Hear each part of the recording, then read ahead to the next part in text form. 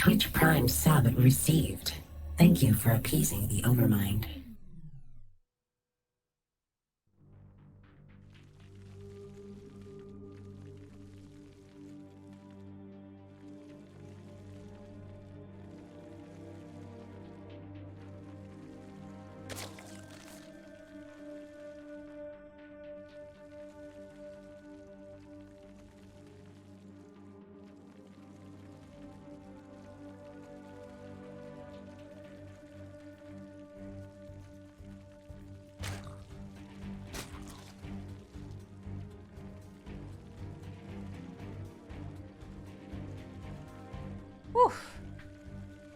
Okay, thank you very much to Manga Man for the 26 months. Appreciate it. Okay. Moondance for a new best of 3. This is semifinal. Winner of this faces Clem. In the bottom right, we have HeRoMaRinE. In the top left, it is Lambo. TvZ was actually quite fascinating. Just got done casting Clem versus Spirit, so I wasn't watching the chat. Going over it. I'm not a fan of burnt bean water. Absolutely agree, that's exactly what it is. Tried drinking a Monster a while ago, my body became unwell. Because I never drink the stuff. Yeah, especially if you try to drink all of it, that would be a bad trip.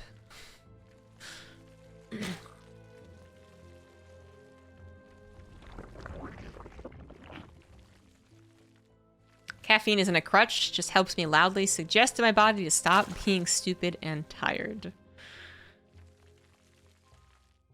Yes. Whenever I use an actual crutch, like when I broke my leg, I constantly yelled at my leg, stop being so stupid. This isn't a crutch, I'm just yelling at my body.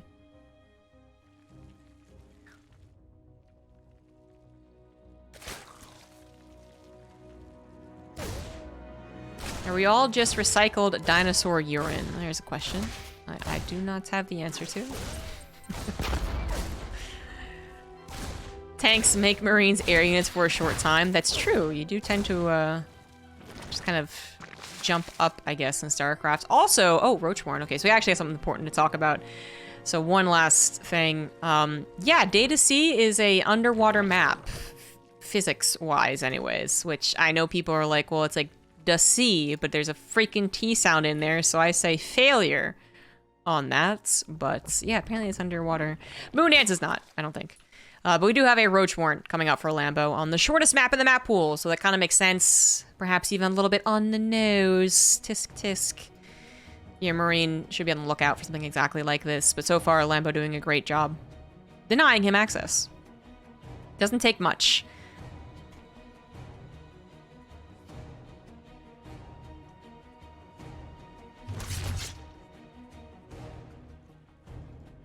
How is microneedling not acupuncture?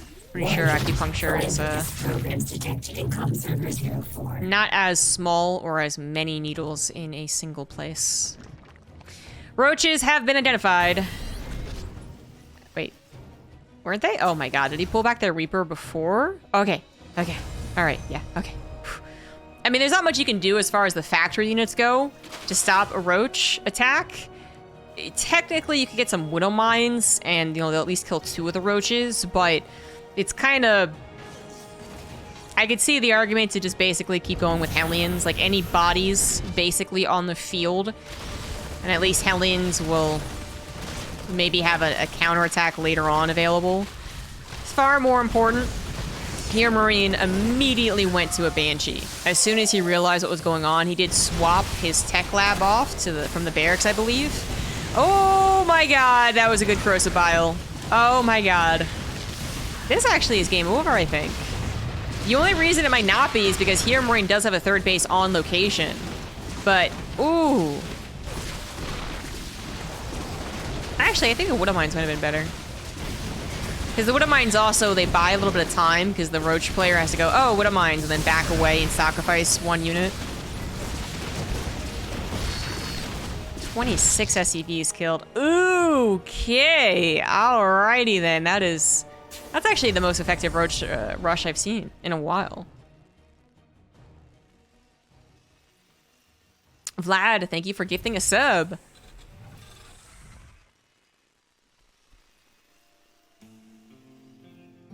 So HeRoMaRinE is basically dead. My cutoff point for the early attacks in TvZ being effective for the Zerg, being game-winning, actually, for the Zerg, is 30 SCVs, technically, I think. But I still feel like this is enough. Like, I think 30 SCVs has been my you cannot come back in this point for this matchup. But 20 plus is still basically Terran dead.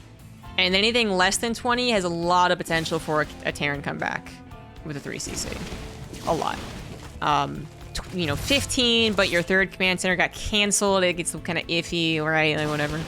But I do believe that was enough damage. It really is in question because it's not only triple CC, it was also on location already in orbital. So that really is the questionable part, is that there was an instant, consistent SCV production right after everything was cleaned up, where usually there's a little more of like a hubbub, changing production facilities, having to finish the orbital, like whatever. So that does make me wonder. But I think the other thing that impacts it is just that Zerg players got a lot better at not throwing these games. One of the most infamous comeback stories in StarCraft is, and I think I'm right here, someone in chat will know though, Ryung versus Tefl? Is that correct? I think that is the one. And the reason I remember this was not just because I was there in person. I was there. It was also because I remember very much understanding why it happened. Like, everyone was not just amazed at this comeback because it was so crazy. They were amazed because it just, like, it wasn't supposed to happen. Like, they seemed amazed for the wrong reason. I watched it unfold and I was like, yeah, there's so much potential for Young to come back. And it had to do with the drops. Like, Tefl, or whoever the Zerg player was, really did a poor job afterwards deflecting drops. I just don't think it's a problem as much anymore. For a lot of different reasons. I mean, we're talking about different expansions, literally. So there's like pros and cons to that, I guess. There's, lack of minerals on bases, I guess, can be a con to the defensive Zerg, who's, well, now defensive, but maybe not for very much longer. Lambo might go ahead and...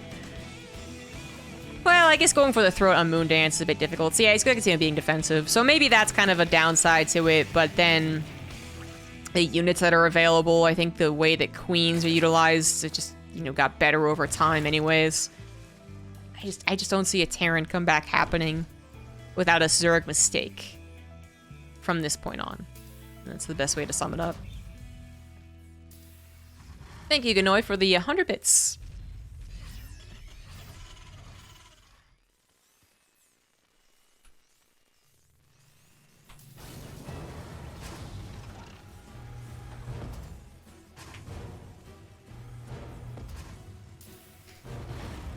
Well, Hive is already on the way for the Zerg. That's not a great sign. HeRoMaRiNE's first pressure of the game is really coming here. The Banshee doesn't count. The Hellions don't count. This is not even really a whole lot. The Creep Tumor cleanup. HeRoMaRiNE has a turtle. HeRoMaRiNE has a turtle real hard. So, tanks. And more tanks. And very well positioned as well. But then with the Hive being done, Vipers can come into play pretty easily, and there's not going to be a reaction to Vipers, not going to be Ghosts.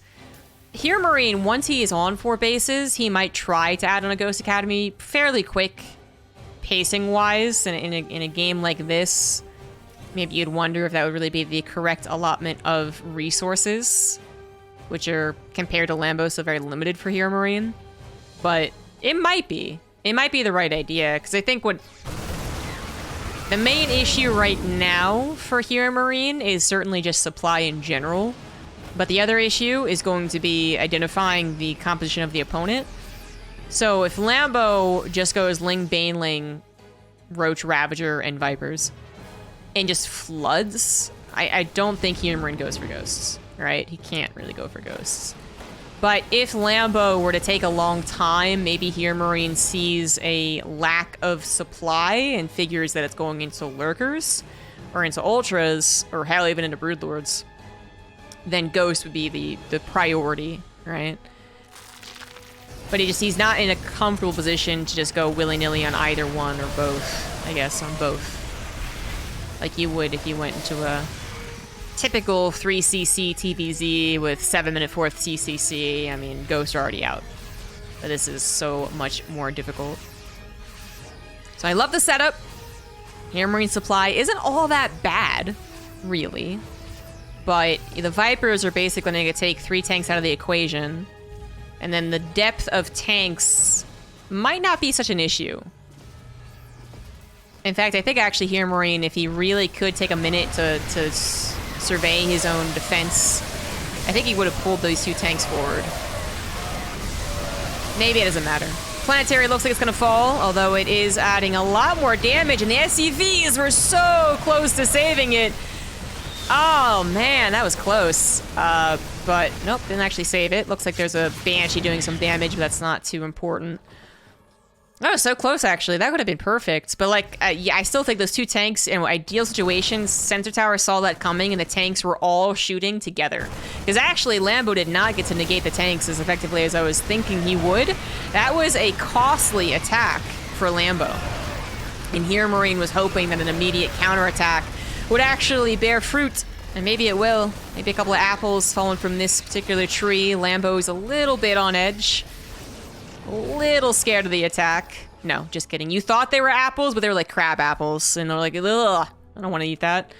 So HeRoMaRinE, I guess, just choosing the right thing here and just backing it up with the siege units and then trying to clear up whatever creep that he can.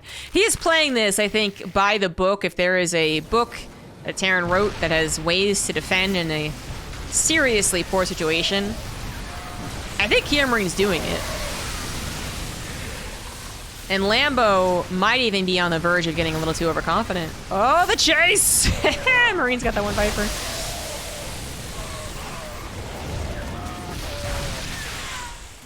It's still so difficult for HeRoMaRinE, though. Again, ghosts are a problem. The fact that they do not exist in this game is a problem.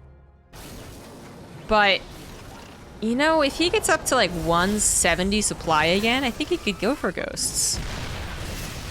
I mean, that's the trick. That is the main trick, though. Can he get to that supply again? By looks of it, not so much. Ling's really taking out the tanks. And there's not enough bio to focus fire down the ultras. Yeah, you know, the planetary was done and helped clear out those Lings. That might have been another possible defense, but Lambo finally gets in there with the right set of units. 3rd, 4th wave in. To knock HeRoMaRinE down. GG. Valiant effort from HeRoMaRinE.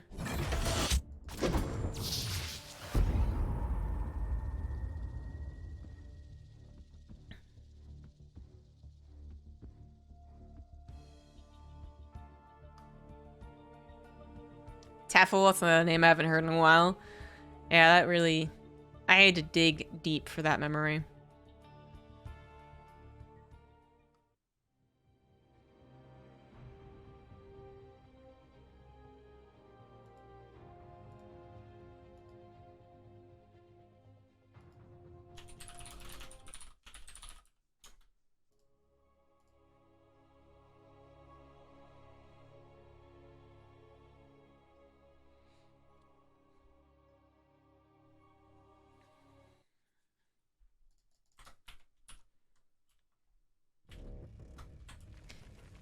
Data C! Not actually under the sea, I refuse to believe. Bottom left Lambo, top right HeRoMaRinE. Units do float down here, but I don't believe it's because I'm under the sea.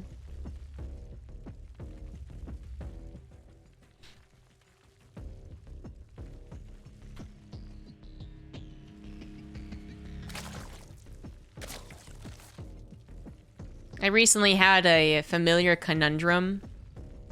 Because this happens like not frequently. Like I don't talk about Stephen King books all that often, but basically whenever Stephen King pops up, movie based on his book comes out, another book of his comes out, we talk about horror films and books, like he's gonna be on top of the list.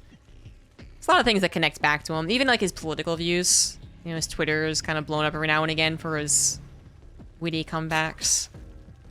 But it's always this weird thing that happens when you're talking to people who kind of casually read Stephen King, or probably more likely they just watch movies. And they're like, oh yeah, he's really messed up. And you're like, oh yeah, he's super messed up. Or he has been messed up, I guess. He's more on the... He's less coked up nowadays. And then they're like, yeah, I know, like some of those books are really weird. And you're like, yeah, you know that scene in It? And like, oh, you know what? I never actually read it.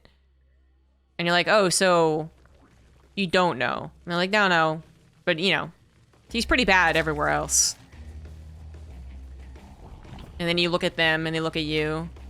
And you're like, yeah, but you don't know how fucked up he is until you've read It.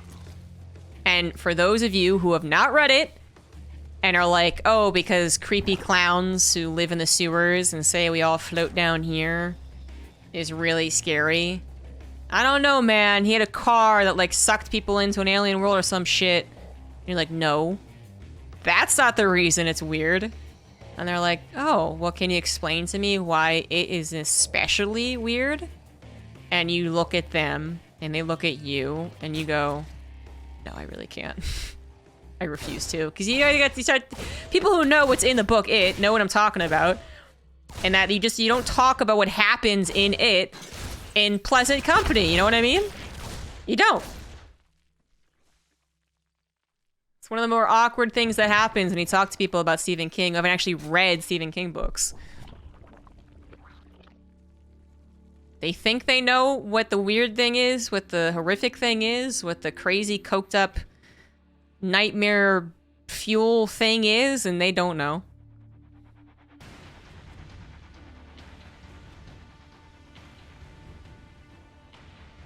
I'm sure there's going to be someone in chat that is also very curious, but... yeah, it's an awkward conversation.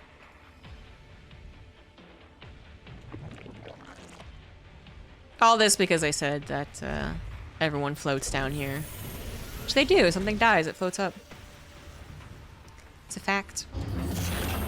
Looks like HeRoMaRiNE's just gonna go for a good old-fashioned 2-base Henley and Banshee build this time around. The last game, his Banshee was late as he had opened with a 3cc build. So that's it contributed significantly to his SCV kills. The faster Banshee probably loses 12 SCVs, not 26 or whatever it was.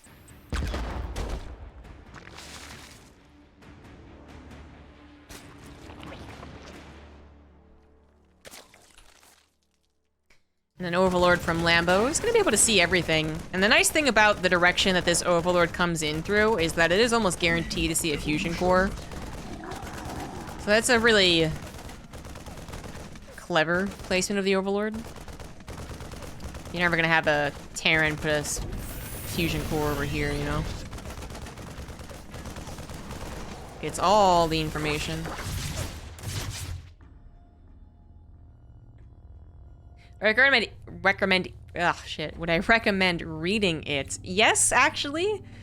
Despite the scene that I'm thinking of. It is overall quite a good book.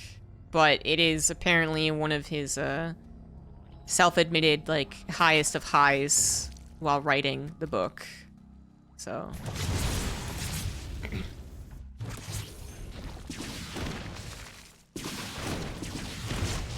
hey, this might actually do something. Yeah, just kidding. Who was that? I think that. I mean, the Banshee is quite annoying. The fast lair was not the opted answer here. Sometimes Zerg players do go for a faster lair. Well, I guess I mean, it's still... what was I started at like 4:15 or something? Yeah. I don't know if we're really gonna go any faster than that, actually. So yeah, it's just annoying. That was just an annoying position. Warcrawler on the forward shared space wasn't actually done yet.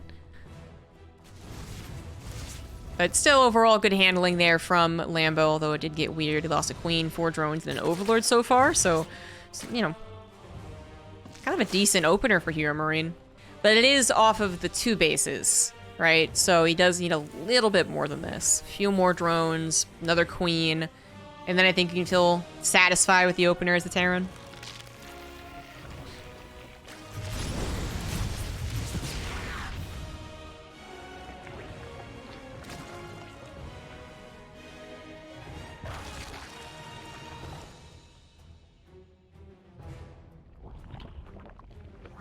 And nothing, I think, too important to note on the follow-up. We do have tanks being produced, supposed maybe just like directly into Widow Mines.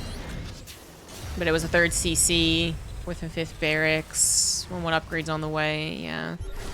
For Lambo, he is going to add on a Spire. Now, Lambo has been using this map, and other Zergs as well, but using this map to just go full-on Ling Baneling.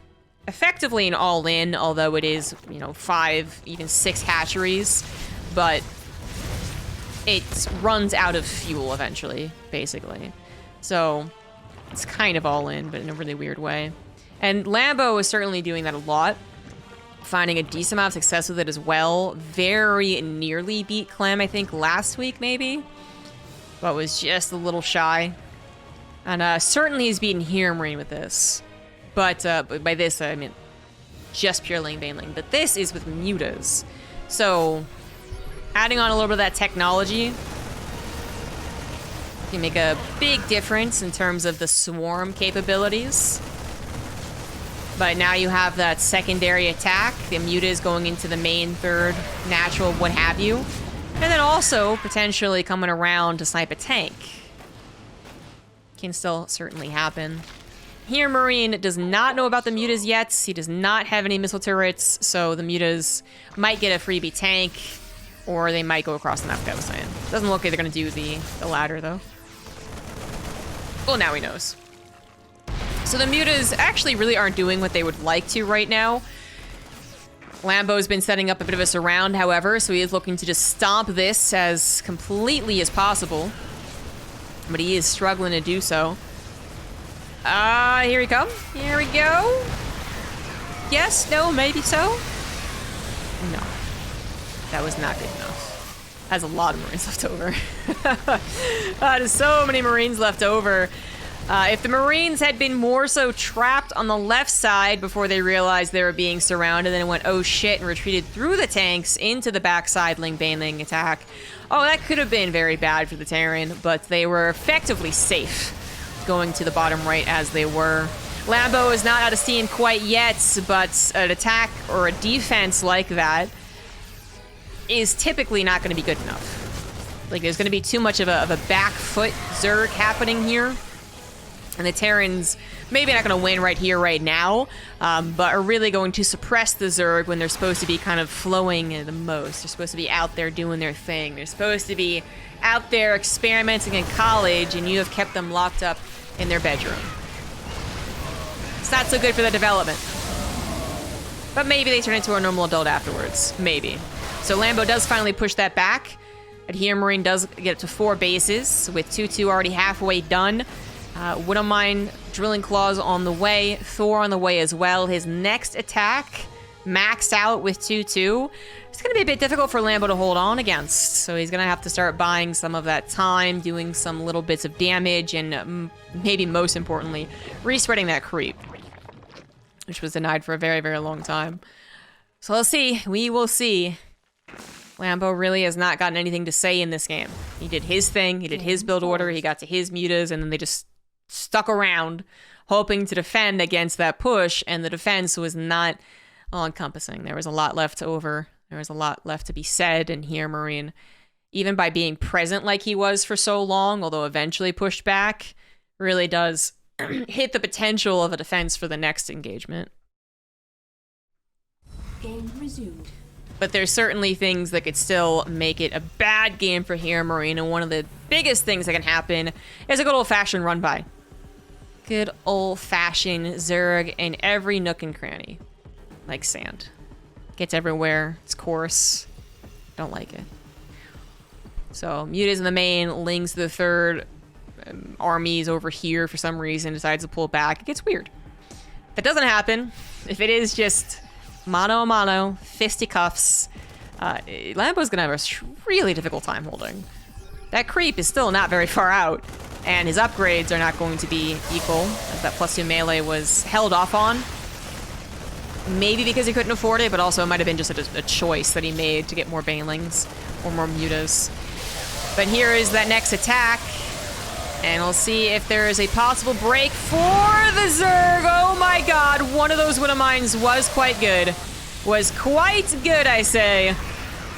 Ooh, the second one wasn't that great. The first one was pretty good. Splashed a lot of the mutas as well, not that they were supposed to be fighting Marines anyways, but you know what? That might have been a decent start, all things considered, for the Zerg. I think that could have been a lot more difficult for Lambo, but it still is not comforting. So much more Terran being rallied across the map. Fairly fast rally as well, coming from a main base production of 8 barracks now, right into Lambo's 5th base, closer to the attack path. Yeah, that's or it's a 6th actually, so it's gonna die, but the 5th is going to also be under pressure apparently. A Banshee arrives, might just get shot down immediately, but even with the 5th intact and mining, Lambo is down 30 army supply, still hasn't gotten that upgrade. Oh, finally. But of course, the Terrans are already 80% into +3 attack anyways. Lambo is now going to try and get some damage on the other side of the map. There's already missile turrets, Widow Mines units, right? Produced enough to at least hold back 12 mutas. Not that impressive. And, you know, there's nothing actually enough back here to hold on against the attack anyway, so GG. GG, HeRoMaRinE. Ties the score up. And that's what happens when you lock a child in a room and don't let them socialize. They never break free.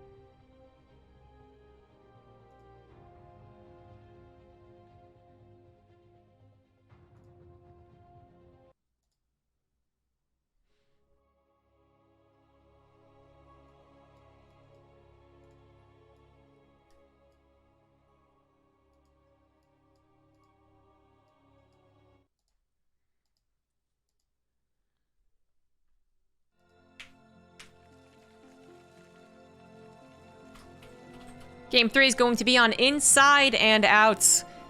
Top right for Shopify Rebellion, it is Lambo. The bottom left for Mao's Esports, it is HeRoMaRinE.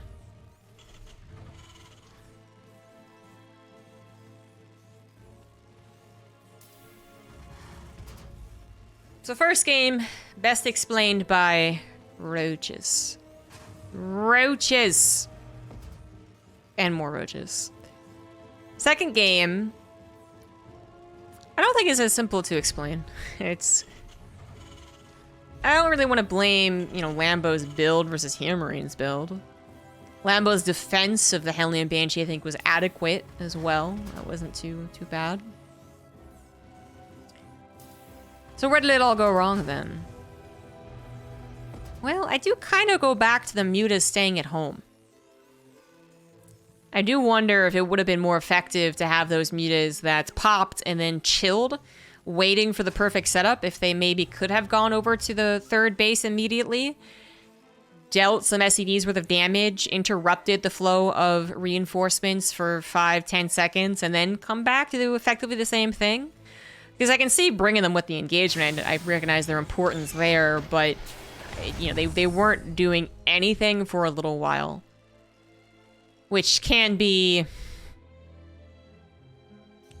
like it's very what's the word I'm looking for? It's no one plays StarCraft perfectly. It's an insane request, but I think the saying that would go along with mutas is that if you don't use them, you're losing them. Kind of deal, more so than Ling Baneling. So if the mutas aren't being the little harassing little bat things that they are, then they're not very effective. Because certainly we know that they aren't engagement units. I mean, that's a fact. But they can be a part of engagements, rather importantly. And perhaps even super importantly, you know, 15, 20 mutas can help clear out Marauder walls. The front line of Marauders that gets put on the front to the Banelings. Obviously, they can kill a tank or two, or a couple of medevacs. Like, those are all very important things, but basically, if they're just chilling, they're really ineffective. Not quite the same as, like, a swarm host with locusts not popping them. Useless, but, you know, it's certainly less than ideal. So in that perspective, like, having them just sit there is almost like a sin, a Zerg sin. But we know why Lambo did it. I think we understand the difficulties of Lambo's position. But I think that might have been one of the biggest things to do. And I'm sure Lambo noted a billion other things he could have done, macro-wise, build order-wise, creep spread-wise, mechanics, you know, something like that, that he could have done better as well. But I think the mutas just chilling would have been my first, like, okay, well, what could that have done? Regardless, I don't think we're gonna see mutas again anyways. Not for any particular reason. I mean, I don't know if it's a map thing, but I don't know if Inside and Out is the map for them. I don't think it's at that point, though. It's just that mutas really aren't the go-to. This isn't Heart of the Swarm. Which is kind of sad, because they're fun units. Very fun units. I think Lambo might just go to the pedal to the metal Ling Flood, since that has worked against HeRoMaRinE in the past. It is going to be HeRoMaRinE with the 3cc Henley and Banshee build, so similar to the first game. And Lambo will only just now pick up on this, seeing only one supply depot. Oh yeah, you just use 3rd CC, it's lovely. It's a lot easier. It's a lot easier.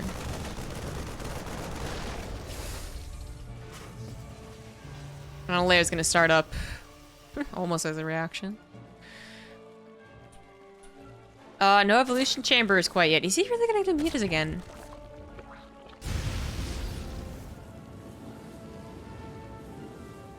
Kinda seems that way.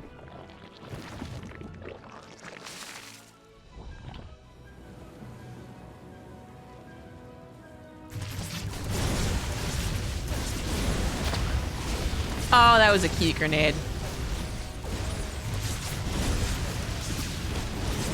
Imagine, like, a wartime report using the word cute. Like, a queen just lost her life in the battle, raging in the middle of Inside and Out. The commentator's like, well, that was just a really cute grenade right there. It was World War II. That was a really cute offensive on Normandy. This is actually kind of getting a little out of hand. 3 queens have gone down. Yeah, that was unfortunate there for Lambo. Without the grenade, maybe it's only 2 queens, and that's still not perfect, but it would have been okay. Yeah, that's a decent amount of damage from HeRoMaRinE starting units, especially since it's a 3cc build. Like, I think you'd be really happy about that. It is going to be a Spire build. So again, the lack of evolution chambers, particularly Quake gases, and the 5th and 6th gas already done as well. I just wasn't really, I was not expecting this at all. I really wasn't. And not to say that it's not good, or that last game was such a disaster. Why would you ever go mutas? Not that extreme. Definitely not. I just really have not seen it be such in style. I do think a muta build that arrives without the Terran's knowledge or consent, is very effective. I think it really does break momentum, and I've seen a Zerg player jump from that to really successful flood of units. The first 8 mutas do just enough to offset the Terran, and suddenly it's all in the Zerg's control, but that last game certainly wasn't it. But that last game, with a different build order, different type of attack, you know, that's truly what's going to make this very different. 2 medevacs, not even full, going for the attack as opposed to the actual 2 tank push. That's a huge difference.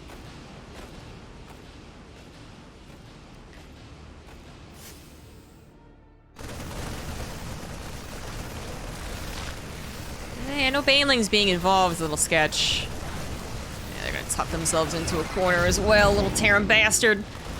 But mutas pop out with the help of the Lings. Synergize. Gonna be able to clear this up entirely, and that is already such a drastic difference what happened last game. HeRoMaRinE losing all access to map control. You might say, like, well, just the existence of mutas might do that. That is true, but 2 more medevacs and 10 more Marines could still hide out somewhere, waiting for the mutas to show up aggressively like this and then have moved out, and that would have resulted in more problems for the Zerg. Now HeRoMaRinE choosing to not deal with this and only this, right? He's got missile turrets to deal with it effectively enough. Is also going to go for the punch to the 4th base, which, yeah, Lambo is not prepared for. Certainly, one of the reasons I prepared for it is that he's going for the huge old run-by. So he did have Lings and Banelings. I was wondering where the hell they were, and they just went right into that natural base. Lambo saw the move out with the mutas, and I think he was already setting up for a run-by anyways, by the looks of things. He was here quite perfectly timed, and now has done game-ending damage to HeRoMaRinE. HeRoMaRinE's going to lose one of those tanks that he really does need for what is probably going to be one not quite all-in attack after clearing this mess up. Okay, but not quite all in, but that was just so much damage done. 22 SCVs were killed. Production was halted, stopped, destroyed. Good save on the reactors, though. Those are actually kind of expensive and very slow building. So certainly not game-ending, then. Okay. That could have been way worse. I feel like more SCVs could have died. Honestly, add-ons dying would have contributed. People maybe underestimate these things. But actually, it's Lambo who should be scared. That didn't last as long as I thought, or he was probably hoping for. And even if it had lasted longer, one thing it definitely didn't do was kill any of the army besides that tank that popped out, right? But the army killed the base, then ran home. And so it hasn't really been touched. Now it's really intimidating on Lambo's side of the map, but having to move on creep, you know how bad that is. And honestly, the muta count, it's not so bad to help take care of Marines either with the help of these queens. Oh my god. Oh my god. I was like, oh, supply's okay, man. That's actually kind of scary for the Zerg, and plummets. 30 supply down now. HeRoMaRinE, still, he's in okay position economically. Our backup of 64 SCVs. His 2-2 is going to finish. That was still scarier for Lambo, but Lambo did manage to take a good fight. HeRoMaRinE, maybe just taking on more than he really should have there. Pushing his Marines deep onto creep like that. And their evacuation path, either through the Zerg in a choke or on more creep, was not destined for greatness. He might have actually also felt more all-in than it actually was. That might be why he pushed so hard there. Oh. Either way, that might have actually been the tempo breaker. The over-dedication on a creep. Now Lambo's army once again in the natural base. Banelings kill SCVs and a missile turret, letting the mutas reign free, and well, more Banelings are on the way anyways. HeRoMaRinE's army, once again, not in the right place, but even if, what, 10 Marines were over here, I don't think they would have helped. Muta pops out, or 4 pops out, but the mutas deal with it, and that is game. Lambo will move on to face Clem in a best-of-5 finals. Very nice.